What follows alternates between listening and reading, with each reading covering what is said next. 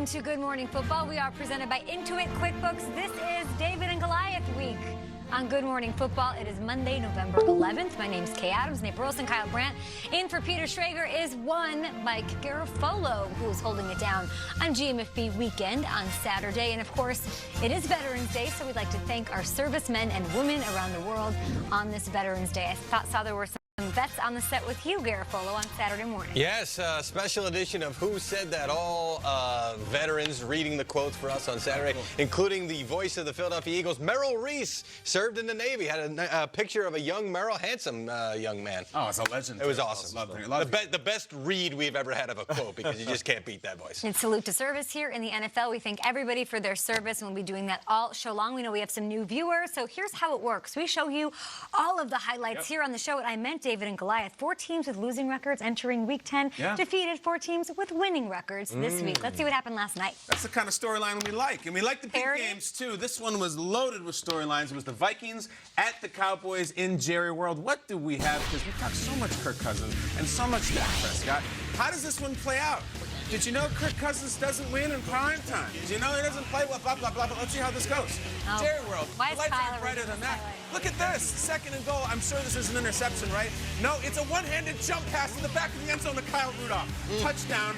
Rudolph makes an incredible catch. What a beaut. Woo! Is that Lamar Jackson out there, or is it Kirk Cousins? Who had these two on the end of this play? This is amazing. Fantastic highlight. Rudolph had another touchdown and a 2-point conversion. And then Amari Cooper was putting on a show. Burleson, this could be your Graceland, Jerry World, because they're saying towing the line. If only there was another play on words with toe. Here it is. Think! Rembrandt, they talk about it. A little toe drag swag. Amari Cooper might be one of the best in the business. And people were tweeting me saying that this could be the new logo for drag swag. Tyler Lockett, you're on alert because watch. Here we go again now. 1st and 10. 3rd quarter again. 20-14, not anymore. Nate, talk about it. They say it's a game of inches. I want you to check out how close his toes are to the out-of-bounds line. How about Amari Cooper getting busy? All right, I keep waiting for the huge Kirk Cousins meltdown that's coming. I'm sure it's happening here. 4th and goal. The Vikings go for it. Dalvin. Oh, my goodness. Woo! Dalvin has a burst like no other. He was the bigger, better back in a game against Ezekiel Elliott last night. But 4th quarter, we still got a game. It's 4th and 5 after a couple of questionable run calls when Dak had a really hot hand. They go for it. He zeroes in on Zeke and not a chance. Eric Hendricks all over it. That is your walk-off, friends. The Vikings, coming off a tough road loss last week, go into Jerry World and win a big one. Zimmer, Cousins, no turnovers, 2 touchdowns. Dak was actually incredible in this game. Zeke very quiet, but the Vikings 28-24. Let's hear from the QB, one of the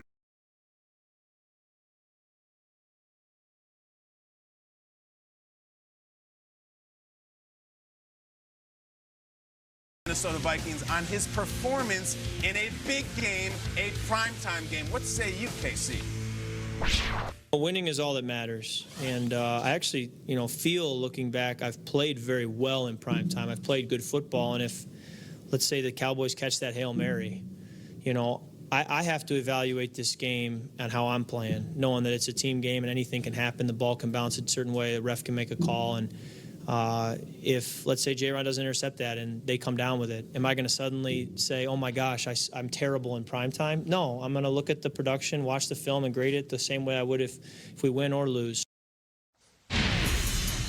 Take a look at this. The Vikings have little breathing room, gents. They're sitting comfortably inside this playoff picture, game and a half up on the Rams and Eagles for that final playoff spot. They're also sitting just a game back of Green Bay for the NFC North lead, although the Packers have the head-to-head tiebreaker.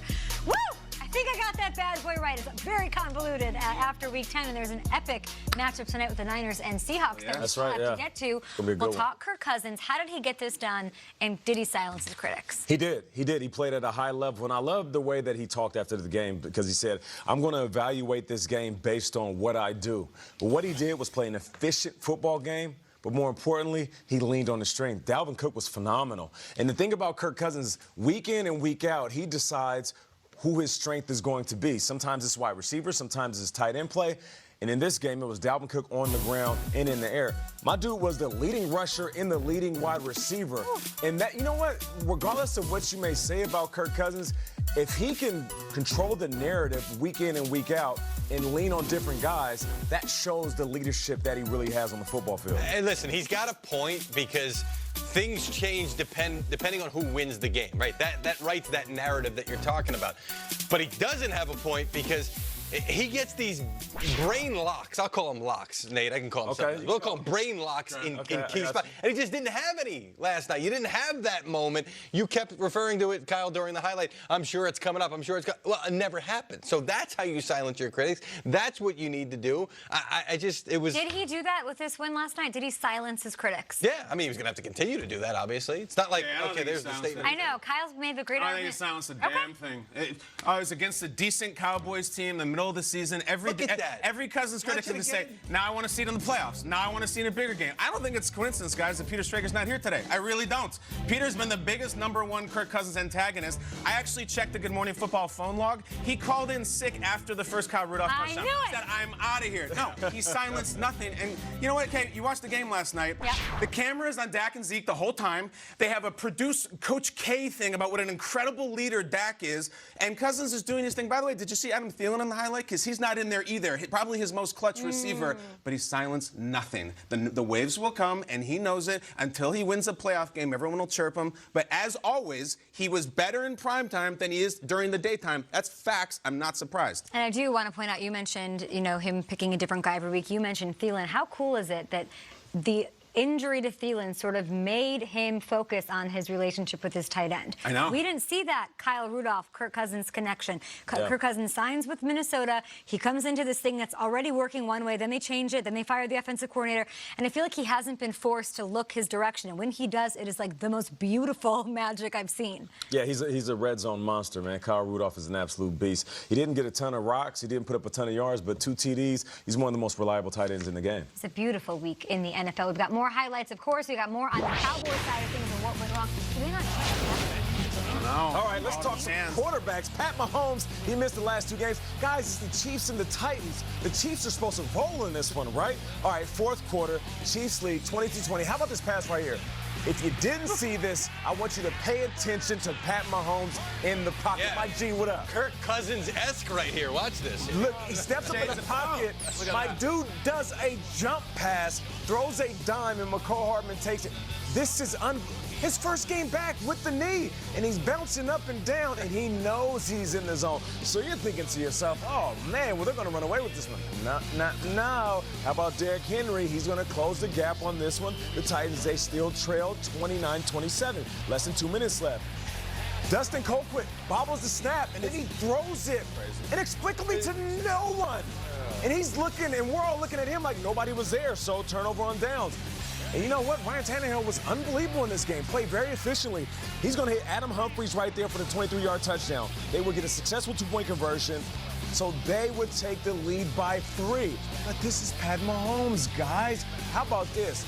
He's going to drop back. He's trying to get in the field goal range. That's a 2-man rush, by the way. 2. And he does get in field goal range. DeMarcus Robinson, 23-yard pickup. All right, this is 52-yarder. Let's go. I want you to pay attention to Joshua Kalu. He's going to come off the edge, and he's going to let it all hang out. He gets that left hand up, and he is going to block this field goal.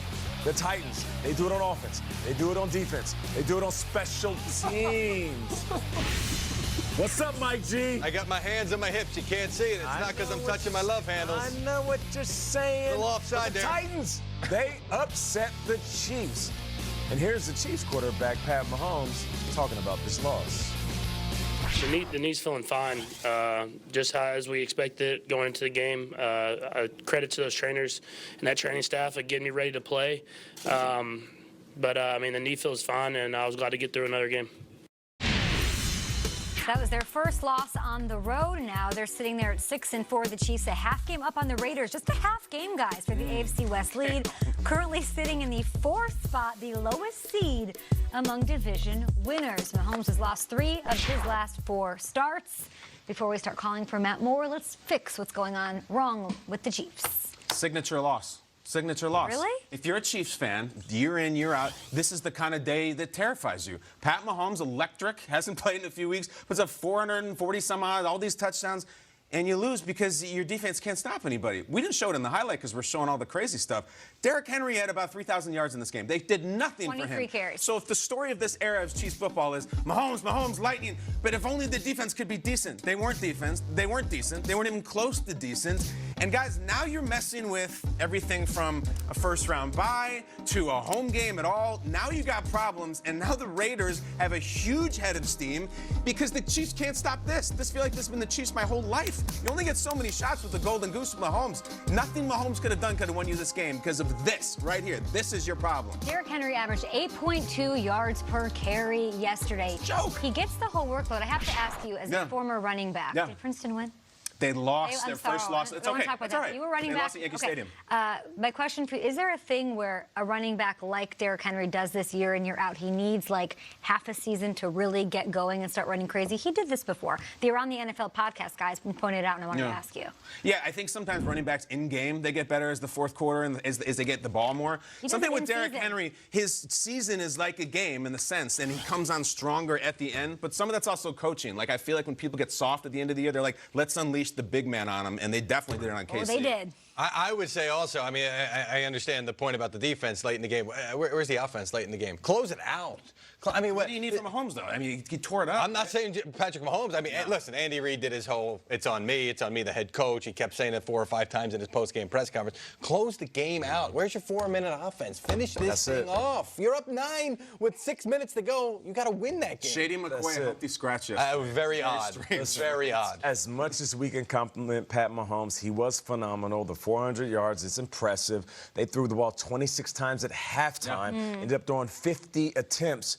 But where's your running game at? Where's the balance at? I know people at home are saying, Nate, it doesn't matter. This is a passing league. Pat Mahomes is one of the most prolific passers. But when you get later into the season and you get into the postseason, you're going to have a running game. The difference in this game was the fact that Titans, they could muscle the ball down the field whenever they needed to. I don't care how good of a thrower Pat Mahomes is. If they can't run the ball, they will lose close games like this. Don't we say this every year? Yeah. Why aren't the Chiefs running the ball? Even when they had Kareem Hunt, there would be times when they didn't do it. You need a defense, you need a run game. Are you worried about the Chiefs, even though they can throw and throw and throw? I am worried about them because they cannot run they need balance. They need balance, just like a diet. They need balance. A healthy breakfast. We got a lot of balance here with our news and Ian Rappaport joining us here. We've got Mike Garafolo in studio and Ian on the line. What? On line 1? Sure. Ian, the Patriots were on a bye this week, but that didn't keep them out of the headlines. Owner Robert Kraft is already looking ahead to the playoffs. So who does he have his eye on to help his team going forward? What's going on? One of the biggest questions, Kate, going forward as we kind of get on in the NFL season is Rob Gronkowski going to unretire, come off the reserve retired list, and join the Patriots? And here's my understanding of where this situation stands. First of all, time is running out for Gronk to make a decision. He needs to let the league know, he needs to let the Patriots know before Week 13 ends, specifically November 30th at 4 p.m. That's the day before the Patriots' Week 13 game. If he does not come off the reserve retired list at that point, then he cannot for the rest of the season, something we learned last year. We were wondering, would Jason Witten come back? I am also told by someone who has spoken to Rob Gronkowski recently, he has made no moves toward that. In other words, at this point, he is still very much retired. However, go back to when Rob Gronkowski was cleaning out his locker when he had announced that he was retiring, kind of a surprise announcement. Owner Robert Kraft came up to him and left him with a message that still resonates right now. He wants Gronk back for November, December, and the playoffs. Kraft's message was essentially, don't worry about the other time. During the stretch run, when it counts the most, we want you back. But remains to be seen whether Gronk will do that or not. Well, as a Sony Michel fantasy owner, I want Gronk back for the stretch run because maybe he can come and do some blocking, which this team definitely misses without Rob Gronkowski and James Devlin. Ian, thanks for hanging out with us this morning. You'll be back with more updates. Up next, Schrags called in because Kirk Cousins had a good game. I tried calling in. It didn't work. I tried calling in because the Saints lost. What do you mean? I just wanted to eat ice cream in bed all day long. I feel like my heart's broken. Well, we've got some explaining to do on what went down here. Yeah, this was nuts. Reckless.